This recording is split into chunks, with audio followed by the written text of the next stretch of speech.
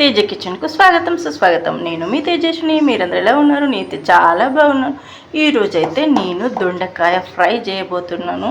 Very సింపుల్గా, చాలా టేస్ట్గా, చాలా బాగుంటుంది. సబ్స్క్రైబ్ చేసుకోకపోతే వెంటనే సబ్స్క్రైబ్ చేసుకొని లైక్, షేర్, కామెంట్ చేయండి.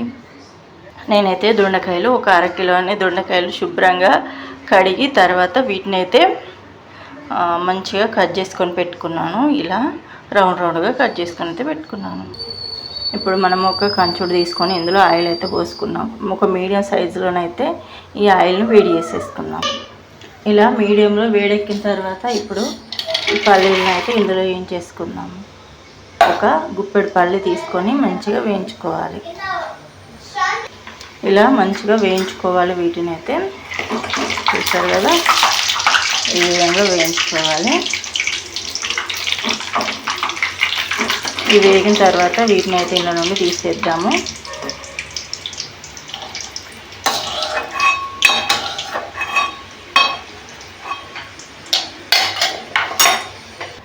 పల్లీలన్నీ తీసుకున్న తర్వాత నూనె వేడిగా ఉంటే ఇందులో మనము ఈ దొండకాయలు అయితే వేసేసుకున్నాము.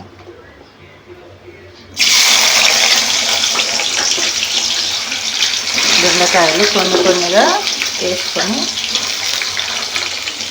మంచిగా ఫ్రై చేసుకోవాలి.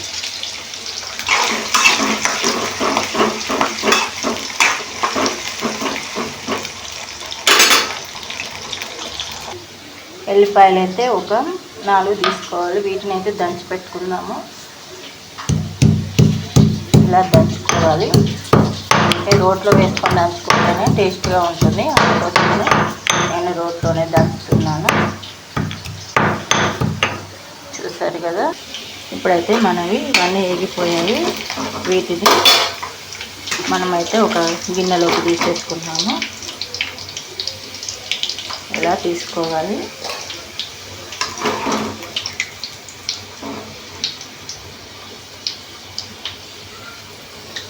కూటి కోసమే కోటి విద్యలు అన్నారు కదా, అసలు మనం బతికేదే తినడానికి. అలాంటిది టేస్ట్గా తీసుకొని తినడం అనేది చాలా అవసరం కదా. అందుకోసమని చాలా కష్టపడుతున్నాను నేనైతే. చూసారు కదా, ఈ విధంగానైతే తీసేసుకుంటున్నాను ఇవన్నీ. ఇప్పుడు మిగతాయన్నీ కూడా వేసుకుందాం మనము.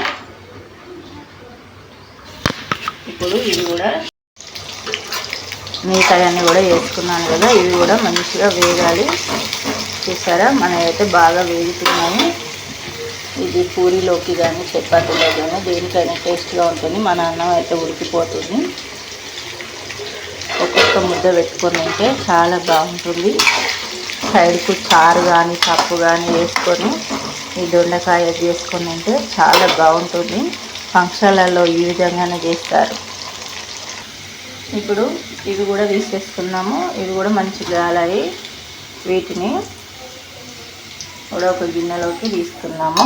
నేనైతే గిన్నెలోకి తీసుకుంటున్నాను.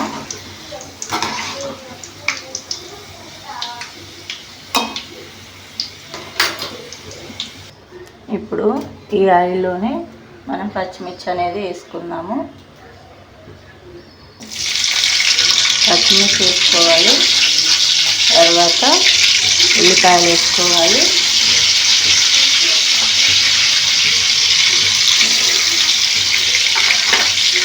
మంచిగా వేగాలి. కొంచెం లైట్గా వేగాలి.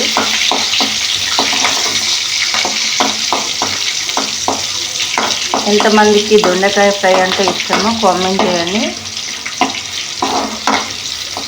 ఈ విధంగానైతే వేయించేసుకున్నాము.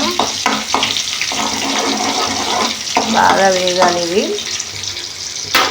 మీడియంగా వేగితే సరిపోతుంది. ఇప్పుడు దీనికైతే మనం పసుపు వేసుకున్నాము. పసుపు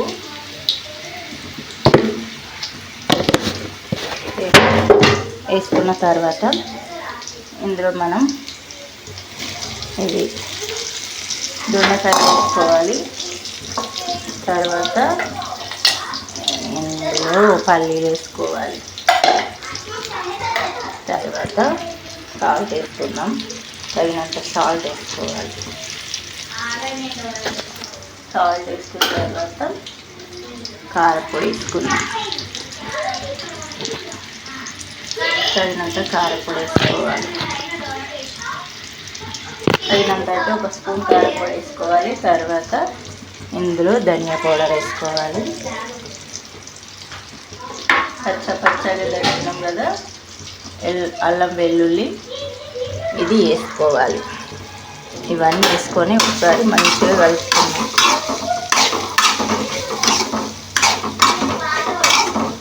మంచిగా కలుపుకోవాలి. ఇవన్నీ వీటికి మంచిగా పట్టాలి. ఆ విధంగానైతే కలుపుకోవాలి.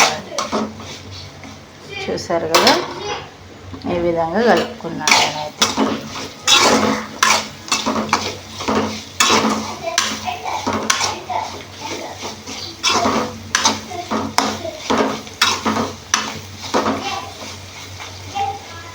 ఇంకా నూనె తక్కువ పోసుకున్నా బాగానే ఉంటుంది కర్రీ.